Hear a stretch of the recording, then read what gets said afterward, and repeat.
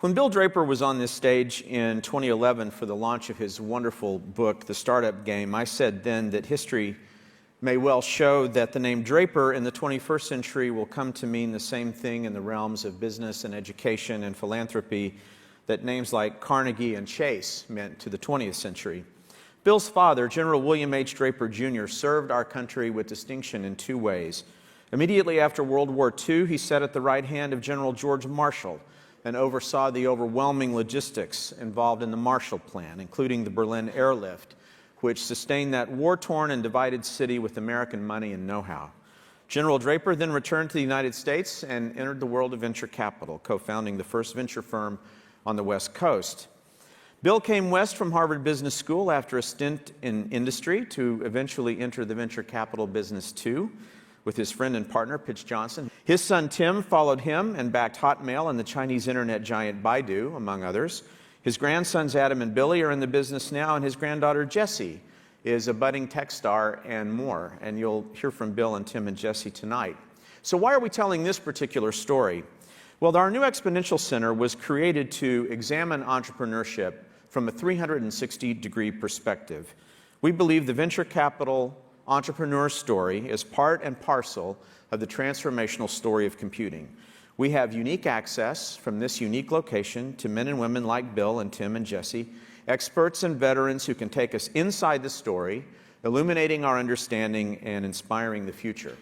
Exponential is run by its very dynamic and imaginative executive director, Marguerite Gong Hancock. She will be the host and moderator this evening. She'll tell you more about the work of Exponential here at CHM, introduce tonight's guests, and get the show started. Please join me in welcoming Marguerite. Thanks so much, John. Well, thank you, John, and I want to add my welcome to you tonight.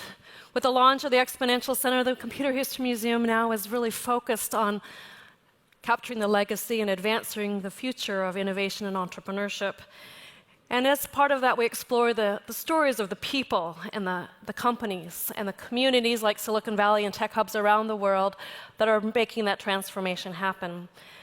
I would like to give you tonight a sort of sneak peek in one of our important initiatives that focuses on pioneering venture capitalists and the firms that they've created and the partnerships with entrepreneurs. This initiative approaches venture capital through collecting first-hand stories through their oral histories as well as artifacts. Described as the Smithsonian of Silicon Valley, the Computer History Museum brings in an extraordinary and unrivaled set of expertise, everything from collections and archive to exhibits, interpretation through our curatorial team, events, and education. This expertise has been acknowledged through Google and Cisco and other major firms that have entrusted their collections to us here. In the venture capital world, visionary VCs from Sequoia, NEA, and all of these here, Kleiner, Perkins, and more, are now a part of our collection as part of our oral histories as well as our artifact collection. We've begun preserving these through artifacts, and tonight I'm really delighted that over here we have brought out some of our iconic business plans shared with us by venture capitalists. The Digital Equipment Business Plan from 1957 as presented to the American Research Development Corporation. The Apple Business Plan as presented to Vinrock in 1977, and the Sun Business Plan as presented to Eldorado Ventures. Take a minute afterwards and be sure to look at those treasures from our collection. We also have more than 900 oral histories, including pioneers from not only computing, but from the entrepreneurial and venture capital world. And these are from venture capitalists as well as conversations of VCs with the entrepreneurs that they've backed. For example, Arthur Rock with Gordon Moore, or Don Valentine speaking with John Morgridge. This is an area, as John said, that we will continue to focus on and build a unique collection that will impact all the legacies and lessons gathered here, not only through collections and exhibits, but also through our education work, our research and insights for scholars, as well as events like tonight. So for all of you in the venture capital world, please help us as we continue to move forward on this important work. So speaking of tonight, we are very thrilled as we talk about this initiative to have the Draper family here, 3 generations of them, Bill, Tim, and Jesse. And so let me introduce our remarkable guests with a few numbers. Our first guest, 50 plus years in venture capital, 109 organizations funded by the Draper Richards Kaplan Foundation, 100,000 international aid projects overseen as head of the United Nations Development Program. 1965, the year Sutter Hill Ventures was founded, and 12.5x, the annual ROI from Draper International India Fund. Please join me in giving a very warm welcome to Bill Draper.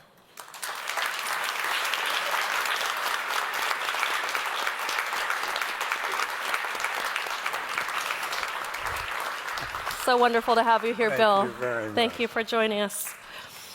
For our next guest, let's begin with 3 billion people who have emails because of viral marketing. More than 1,000 companies funded by Draper Associates. 40, the number of countries represented by entrepreneurs funded by Draper Associates. 1985, the year Draper Associates DFJ was founded. And 25 Draper Associates and DFJ companies that have become unicorns. Please join me in welcoming to the stage Tim Draper.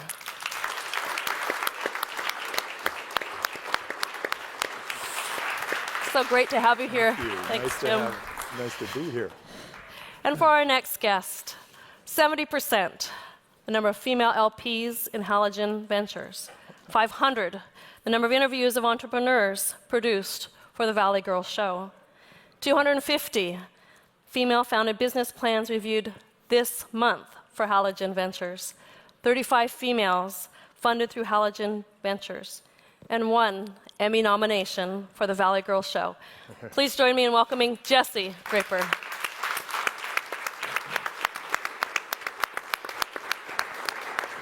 Hi, Jesse. Great to have you here.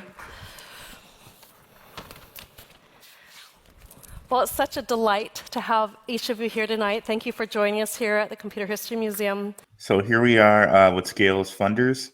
If you guys remember, Hashkey Capital is they're one of the main funders of Casper Labs, which Casper is also Draper backed.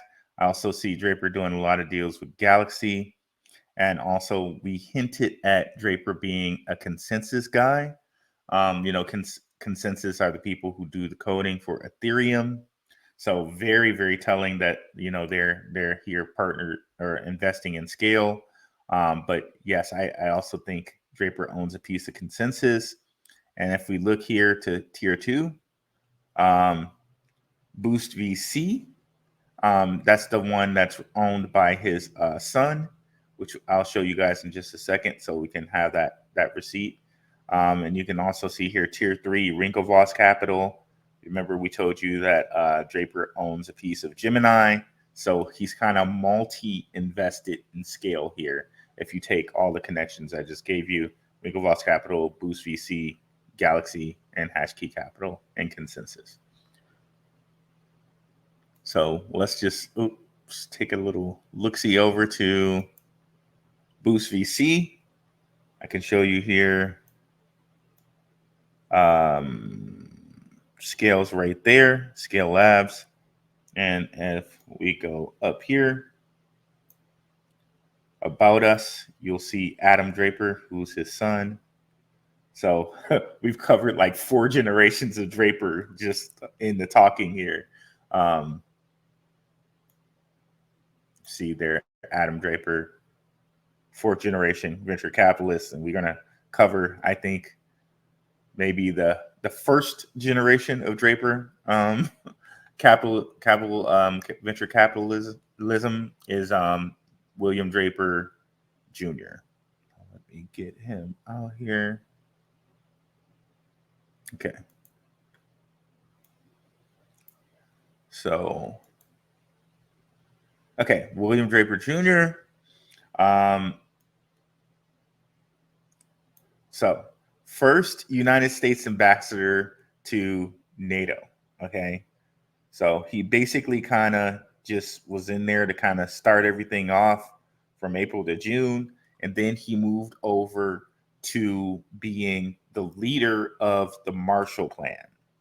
Now, we're going to talk a little bit about the Marshall Plan, but basically what the Marshall Plan was after World War II, America basically paid to rebuild Europe.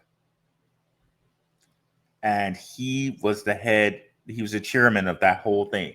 So he got to decide where the money was going, where the American money was going to rebuild Europe.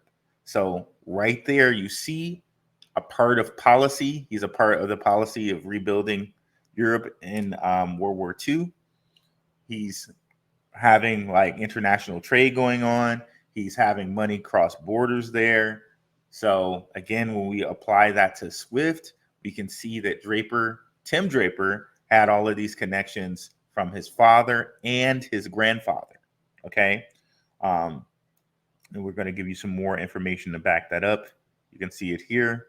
At the invitation of George Marshall, he moved to Washington, D.C. to serve on the President's Advisory Committee for Selective Service. And eventually, we'll get into the Marshall Plan a little bit later. But here you can see some other accolades. United States Undersecretary of Army.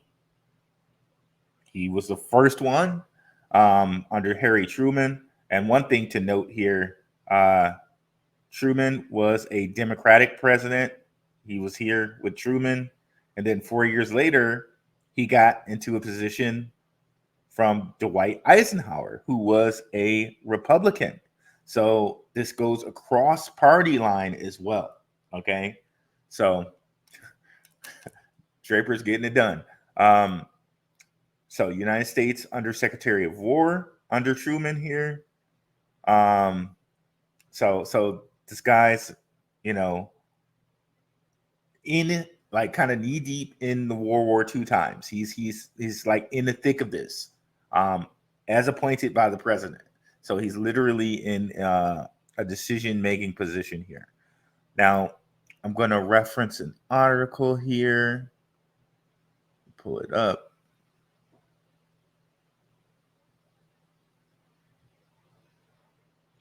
Just give me a second. So sorry.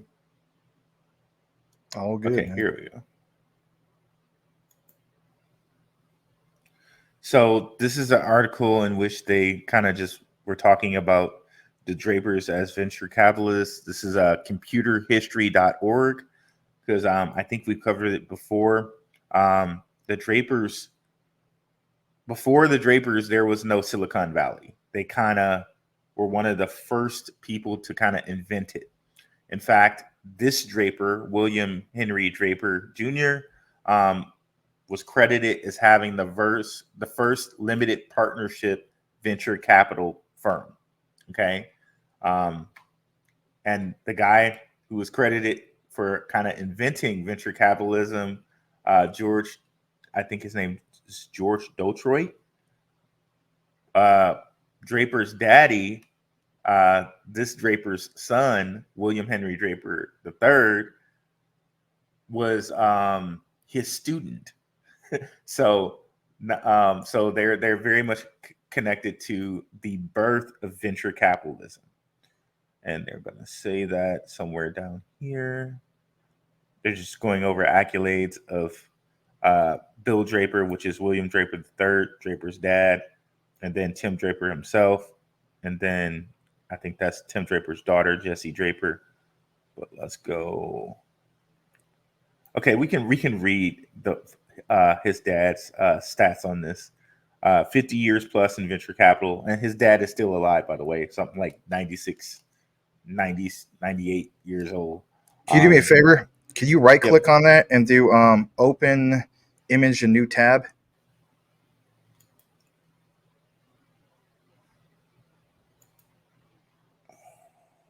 If it will let you. It won't let me.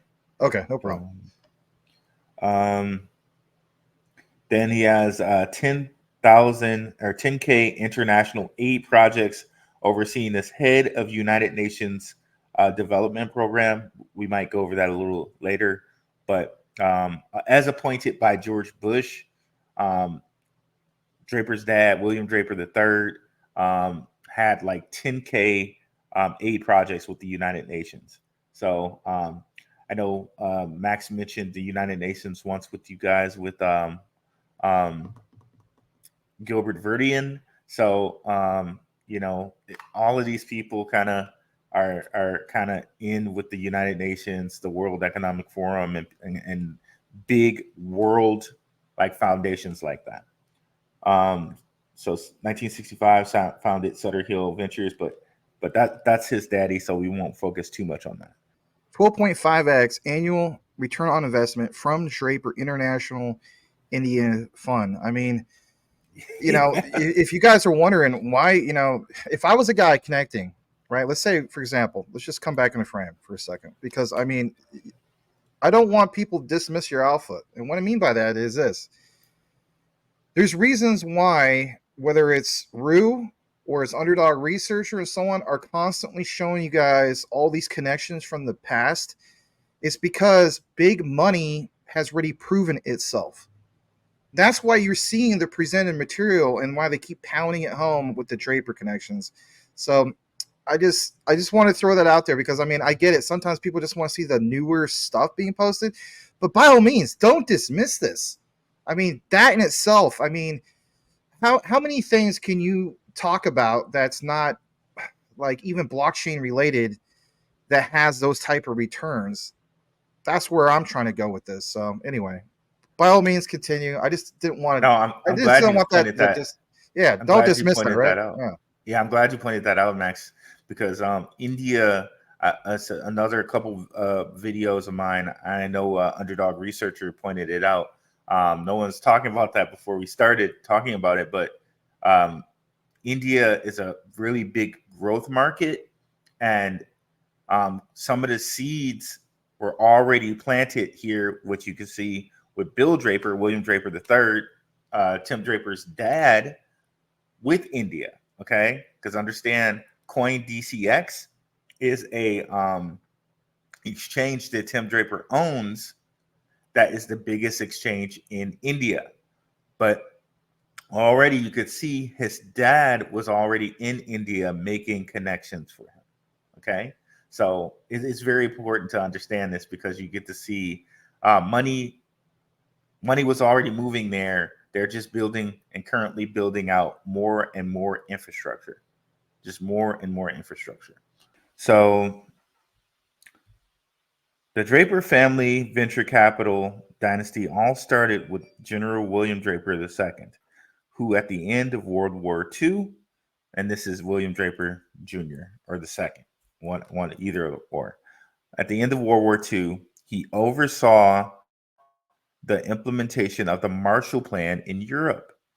Draper had been an investment banker in the Bay Area before the war, and on his return to the U.S., he joined with Rowan Gaither and Fred Anderson to form the first venture capital firm on the West Coast. It's actually the first venture capital limited partnership ever. So they're actually downgrading him by saying this. On the West Coast in 1958. So think about if he was in charge of the Marshall Plan to rebuild Europe, how beneficial that was going to be to his venture capital firm. Silicon Valley was a very different place at this time. Bill Draper III noted Palo Alto was a little town. Mountain View and Sunnyvale were mostly orchards. Can you believe that? Very informal. So they literally kind of built Silicon Valley from the ground up. Okay, so just keep this in mind. From their own family's admission, he oversaw the Marshall Plan in Europe. Okay, so let's go back over here. Rue? Yep. Is it okay if I share something with you real quick? Sure. All right. So it's just kind of like my own little brief discovery. All right. So guys, he was talking about Rowan Gaither. Here's just something to think about. All right.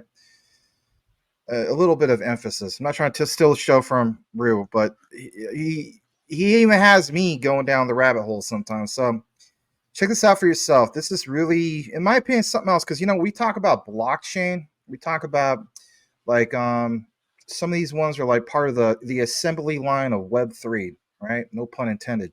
Check this out. Here's a little history for you. When you pull up, you know, for example, Rowan Gaither Jr., right? Well, all this stuff that, you know, Rue found in regards to World War II and post World War II, you will see here some of the extra connections. So, for one, he was a San Francisco attorney. He was an investment banker, like Rue pointed out. He was also part of the Ford Motor Foundation. During World War II, he served as assistant director to the radiation laboratory at MIT. Helped found the RAND Corporation, which in itself, if you're wondering about them, I got my first paycheck. That's what really caught my attention. My first job ever, I worked for a company. It was called Checker Flag Parts. It was here in Phoenix. And our paycheck comes from Ingersoll Rand. So that also caught my attention. It was when I was a teenager, right? You know, it was just job making, I think, like $5.50 an hour back in the day. But anyway, Ingersoll Rand, that's a huge name, okay? The other thing I want to get into real quick, and then by all means, I don't really want to interrupt you, bro. I just saw this and I was like, wow, this guy, talking about well connected. So from 58 to 59, he served as the first chairman in MITRE Corporation. And by the way, if you're wondering about them as well, look at this. It just gets better and better. They were this nonprofit American organization with headquarters in Bedford, Massachusetts, McLean, Virginia, but manages federally funded research development centers. So when we talk about providing you guys research, okay, and we talk about venture capital and we talk about funding, there is a rich history that is underlying here. And for the Draper name to be involved and even touch any of this also has effect on their legacy. Don't overthink it at all. I think all these things are worth pointing out, in my humble opinion. And jumping back to this, if you weren't aware of this as well, it goes on to mention he was hired by Henry Ford II to help set up priorities for the Ford Foundation in 1947, obviously post-war because the war ended in 1945. Chairing study committee wrote the book Report of the Study of the Ford Foundation on Policy and Program. He was later president of the Ford Foundation, and he's best remembered today as the author of the controversial 1957 Gaither Report on the vulnerability of American defenses. So, wow, you know, when we go down this rabbit hole, whether it's, you know, like Rue was talking about quant, right? And talk about NATO connections, understand, holy cow, because this unravels, you know, some people will criticize, they're like, why is it always a mystery? But in reality, here's the core groundwork. So when we talk about Web3 assembly line, these guys literally part of the freaking assembly lines. Henry Ford invented the assembly line. Back to you. I just thought. No, anyway. That's great. That's great information. And when you talk about things like the Rand Corporation and all of this, like, and all of this is connected to the Drapers, and you get to know that the Drapers are connected to Rothschilds, DuPonts, Bushes. These are like some of the richest families in the entire world. So it really kind of almost underserves the point when you talk about Tim Draper. Like in mainstream media, who do we always hear about? Like the Kathy Woods and the Warren Buffetts and all of that. Like this guy is light years more rich and powerful than these people, it seems to me. Okay. And, you know, if you look into Kathy Wood's history, it's quite possible that Kathy Wood might have been like somebody that these guys picked out and helped along. But that's another whole rabbit hole. If managing your crypto feels like solving a puzzle, it's time to switch to Decent Wallet.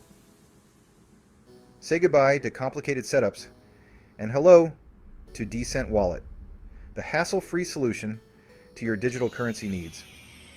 With just a few taps, you can manage, track, and secure your crypto with unmatched ease. And here's the best part.